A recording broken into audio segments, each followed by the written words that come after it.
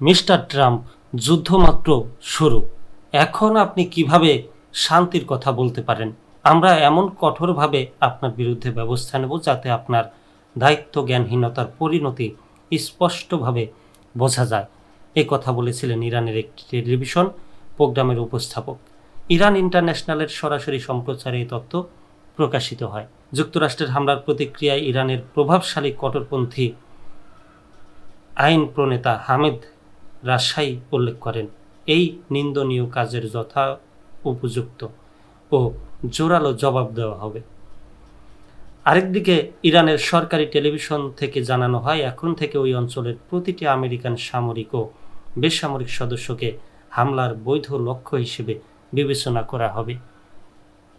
অন্যদিকে ইরানের 3টি পারমাণবিক কেন্দ্রের উপর হামলার পর মার্কিন প্রেসিডেন্ট ডোনাল্ড ট্রাম্প জাতির উদ্দেশ্যে ভাষণ দেন।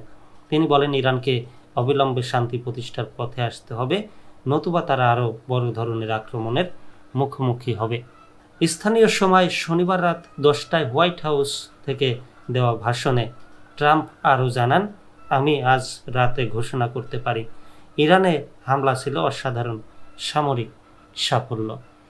তিনি বলেন, এই হামলার মূল উদ্দেশ্য ছিল ইরানের পারমাণবিক উন্নয়ন ক্ষমতা নষ্ট করা এবং সন্ত্রাসকে সমর্থন দেওয়া, বিশ্বের শীর্ষ রাষ্ট্রের পারমাণবিক হুমকি রুখে দেওয়া।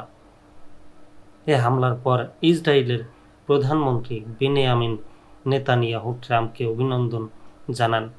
পাল্টা ট্রাম্পও নেতানিয়াহুকে অভিনন্দন জানিয়ে বলেন, যুক্তরাষ্ট্র ও ইসরায়েল একটি দলের মতো কাজ করেছে।